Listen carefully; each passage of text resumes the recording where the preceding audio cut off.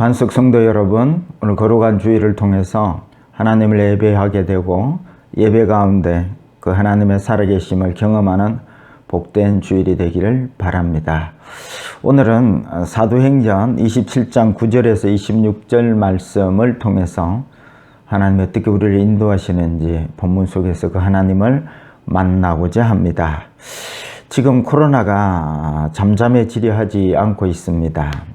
미국은 요즘에 보니까 하루에도 4만 명 이상 확진자가 생겨난다고 합니다. 미국이 이러면 전 세계가 코로나 시대에 접어들 수밖에 없는데요.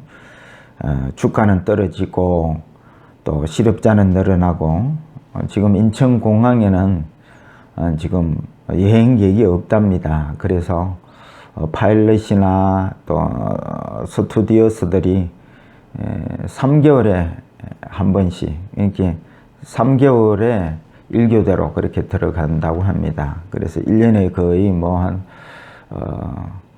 9달에 한 번씩 이렇게 석 달 동안 일을 함으로 말미암아 옛날에는 한 600만 원 그렇게 수입을 받았던 그들이 한 달에 200만 원 그렇게 받는 그런 시대가 되어버리고 말았습니다. 문제는 내년이 더 힘들다는 소식들 때문에 우리의 마음이 더 답답해질 수밖에 없는데요. 이런 코로나 시대를 바라보면서 우리는 진지하게 하나님의 뜻을 물어야 때가 왔다고 생각이 됩니다. 저는 말씀을 준비하면서 예수 믿는 우리는 이 코로나가 언제 끝나느냐 이게 중요한 것이 아니라고 생각을 하게 되었습니다. 왜 그러냐, 이 말씀을 준비하다가 이 코로나 시대에 하나님께서는 예수 믿는 우리에게는 오히려 그것이 기회가 될 수 있다는 하나님의 감동인 것이죠. 다들 지금 뭐 세상뿐만 아니고 사회뿐만 아니고 교회도 이 코로나 시대에 힘들다고들 합니다. 근데 왜 예수 믿는 우리에게는 코로나가 오히려 기회일까요? 저는 이 말씀을 묵상하다가 하나님의 음성을 이렇게 들었습니다. 오히려 코로나가 기회다. 여러분 끝까지 말씀을 잘 들으시고 왜 이 코로나가 오히려 기회가 되는지, 예수 믿는 우리에게 기회가 되는지 끝까지 말씀을 잘 들어보시기를 바랍니다. 오늘 본문은 사도 바울이 제수의 몸을 입고 로마 황제의 재판을 받으러 로마로 가게 됩니다. 거기에 알렉산드리아라는 배를 타고 가는데 도중에 유라굴로라는 큰 폭풍을 만나게 됩니다. 그만 죽다가 살아서 다들 로마로 향하게 되는데요. 이 사도 바울의 이 알렉산드리아호를 타고 항해하는 이 여정이 꼭 우리 신앙의 여정과 같다는 생각을 합니다. 그래서 오늘 본문을 통해서 우리의 삶 속에 인도하시는 그 하나님을 만나고자 하는 것이지요. 제목을 코로나와 나라고 잡았습니다. 이 코로나 시대에 주님은 우리를 어떻게 인도하실까요? 첫째입니다. 우리는 주님과 한 배를 탄 운명이다라는 것이지요. 오늘 본문에서 바울은 제수의 몸으로 알렉산드리아호라는 배를 타게 됩니다. 사람들은 바울이 아무 배나 탄 것이라 생각할 수 있지만은 그렇지 않습니다. 알렉산드리아호나 또 선장이나 백부장 율리오나 모두 다 하나님의 계획 가운데 자기 역할을 하고 있는 사람들이지요. 본문에서 알렉산드리아호가 어떤 역할을 하는가 영적으로 좀 살펴보았습니다. 이 알렉산드리아호에 탄 사람들의 숫자가 276명인데요. 한 명도 그렇게 낙오하거나 죽거나 하지 않고 다 구원을 받습니다. 말씀을 묵상하는 가운데 하나님께서 이런 음성을 들려주셨습니다. 그 알렉산드리아호가 바로 이스라엘이 출애굽할 때에 문설주와 같은 것이다.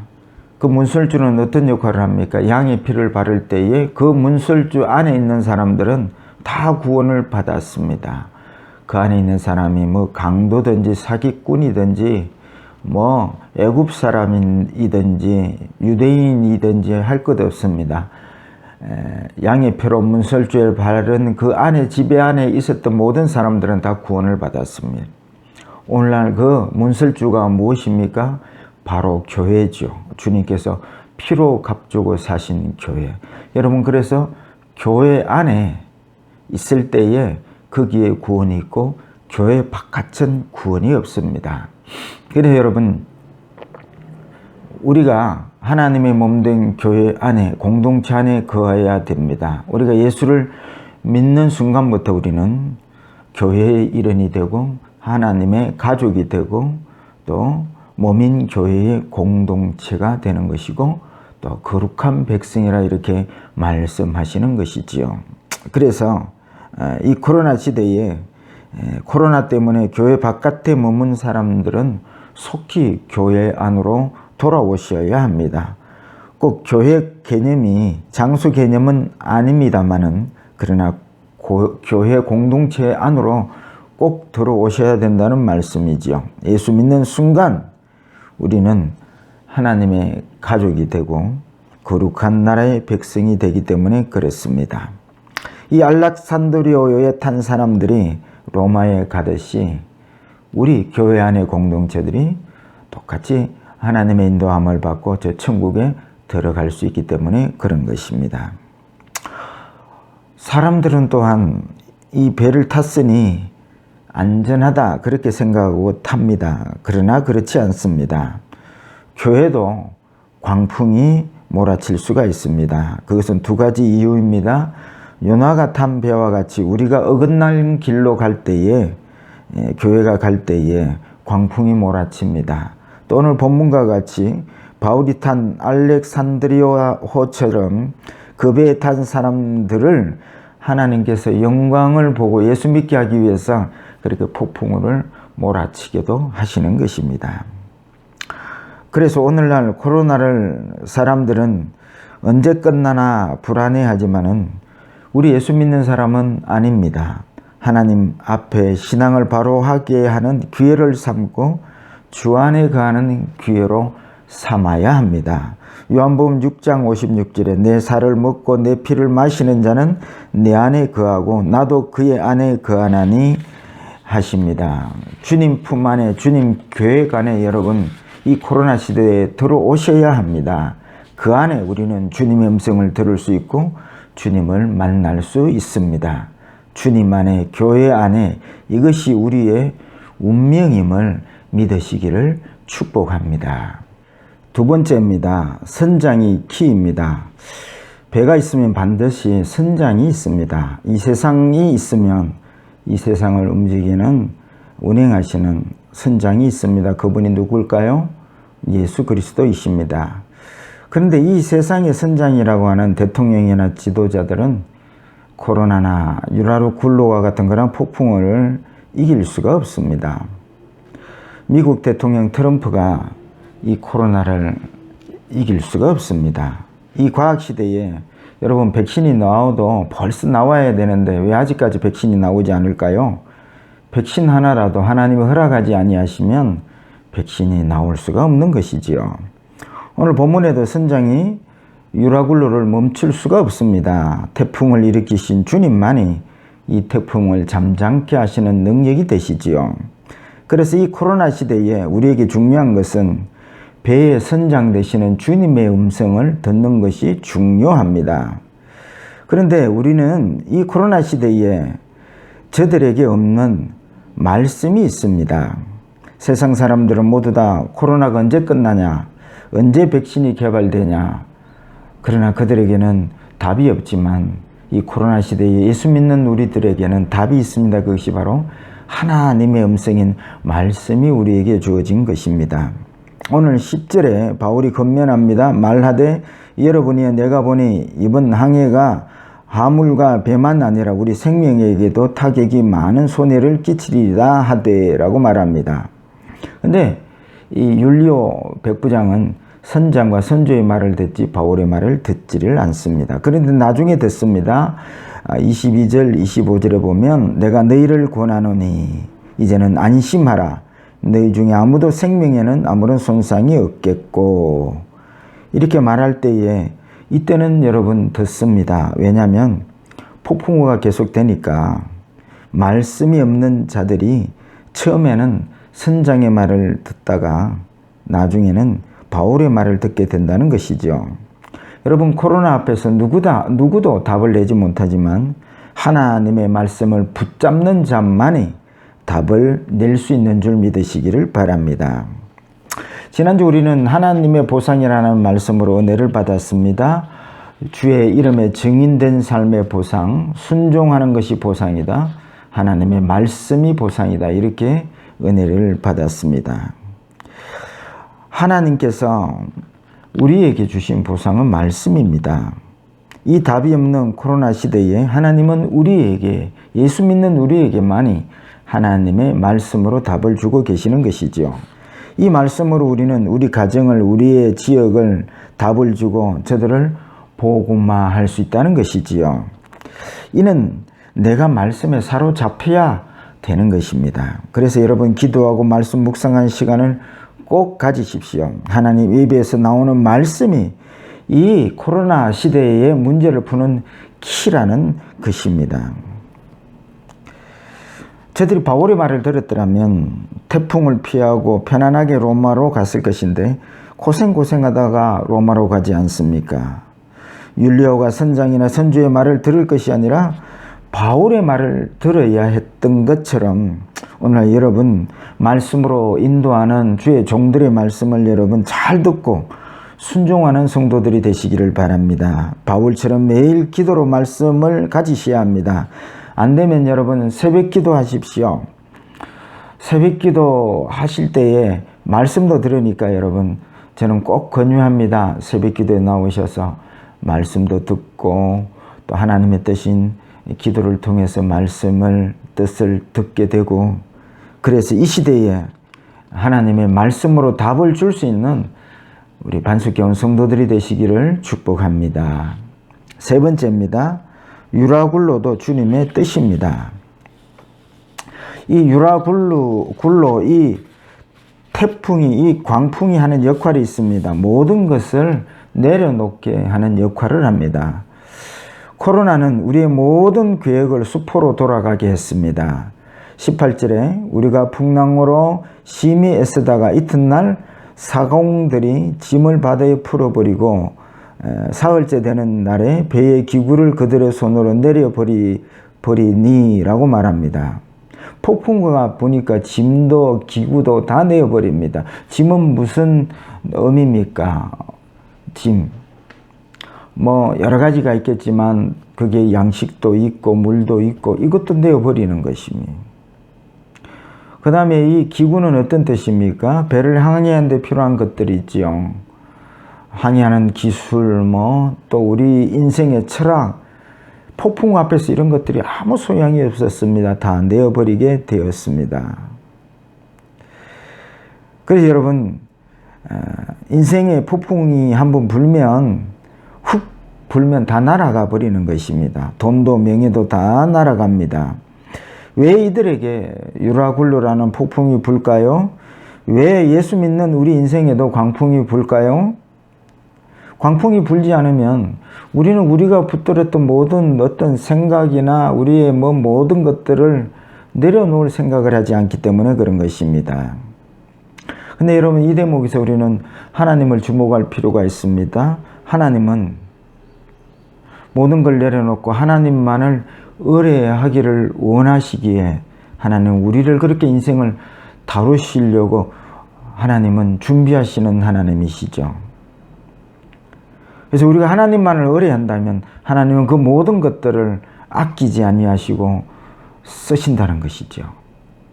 여러분, 아브라함의 믿음의 조상이 되기 위해서, 하나님만을 의뢰하는 자가 되기 위해서 하나님은 본토 친척 아비집을 떠나게 하십니다. 하나님은 모세를 정말 하나님만 의뢰하는 지도자가 되게 하기 위해서 왕자의 자리에서 내려와서 40년 동안 광야에서 목동 생활을 하게 합니다.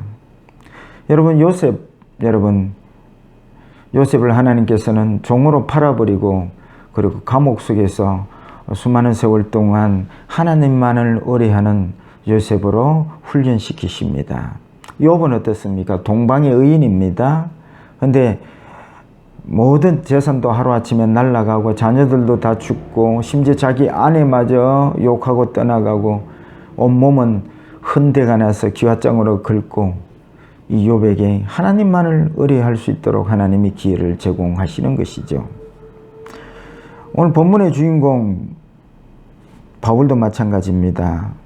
그가 의지했던 모든 학벌과 학식 다 내어버리고 사형 선고 받은 것과 같은 그런 환경으로 내모시면서 하나님만을 의뢰하는 바울이 되도록 하나님은 인생의 폭풍우들을 이들에게 몰아붙였다는 것입니다. 오늘 본문에 여러분 이 유라굴로 또 오늘날 시대에 코로나를 통해서 하나님이 우리에게 주시는 음성을 들으셔야 할 것입니다. 나를 의지하고 세상 것들을 의지했던 모든 것 내려놓고 하나님만을 의뢰하라는 이 하나님의 음성을 이 코로나 시대에 듣는 우리 반석교회 성도들이 되시기를 축복합니다. 1634년 흑사병이 유럽을 휩쓸고 있었습니다. 독일 남쪽의 바바리아 지역에 오버 아마가우라는 그런 외딴 마을이 있었습니다. 이 마을의 한 청년이 바깥에 돈 벌러 갔다가 흑사병을 얻어가지고 마을로 들어옵니다. 온 마을이 흑사병으로 삽시간 전염이 되었습니다. 그들이 흑사병으로 죽은 그 무덤 앞에서 사람들을 묻으면서 그들이 하나님 앞에 이렇게 기도합니다. 주님, 저희들을 죽음으로 몰아내는 이 병으로부터 구원해 주시면 10년마다 주님의 고난과 죽음 그리고 십자가의 부활을 기념하는 연극을 만들어 주님 앞에 올려드리겠습니다. 라는 기도를 했는데 기적이 일어났습니다. 그날 이후로 단 한 명도 흑사병으로 죽는 사람이 없었습니다. 350년 그 후로 지났는데요. 지금까지 마을 사람들은 약속대로 연극을 만들어서 10년마다 공연을 합니다. 그 연극의 이름이 그 유명한 그리스도의 순환극입니다. 마을 인구가 약 5,000명 되는데 약 2,200명이 공연에 참여를 합니다. 그러니까 공연 하는데 5개월을 공연을 합니다. 110회 공연을 하는데요. 그러니까 뭐 5개월 공연 전에 공연 준비 이렇게 하다 보면 1년 내내 이 연극 공연을 위해서 이 마을 사람들은 투자를 하는 것입니다. 5달 동안 110회를 공연하는데 1년 전에 표가 매진이 되고 또 그렇게 1년 동안 벌어들이는 수입이 약 8천만 달러가 넘는다고 합니다. 이 지역은 고산지대이고 또 농사를 짓지 못하는 마을인데요. 이들이 농사 짓고 공예품이나 깎아 팔았다라면 이름 없는 시골 동네 마을을 벗어나지 못했을 것입니다. 그러나 자신들을 의뢰하지 않고 예수만을 높이고 증거하는 일을 350년 동안 해오는 동안에 이 오버 아마가우라는 이 지역은 세계의 명소로 소문나게 되었습니다. 흑사병이 하나님만을 의지하는 도구가 되었던 것이죠. 지금 코로나도 마찬가지입니다. 이 코로나를 통해서 자신을 의뢰하지 말고 하나님만을 의뢰하라는 이 하나님의 음성을 들으시기를 축복합니다. 말씀을 맺고자 합니다. 우리는 지금 코로나라는 폭풍우 속에 있습니다. 교회 안에 가십시오. 주님 말씀으로 사로잡혀서 평안이 없는 세상 사람들에게 말씀으로 답을 주는 사람들이 되십시오. 그리고 의지했던 것 다 내려놓고 주님만을 의뢰하십시오. 이 폭풍우, 이 코로나가 잠잠해지고 나면 이 유라굴로 폭풍을 지나서 로마로 가서 복음을 전거했듯이 이 코로나를 지나고 난 다음에는 우리가 정말 오늘 말씀대로 준비되어질 때에 코로나 이후의 세상을 정복하는 그런 놀라운 주인공들이 다 되시는 우리 반석교회가 되고 그렇게 기대하는 저와 여러분들이 되시기를 주의 이름으로 축복합니다.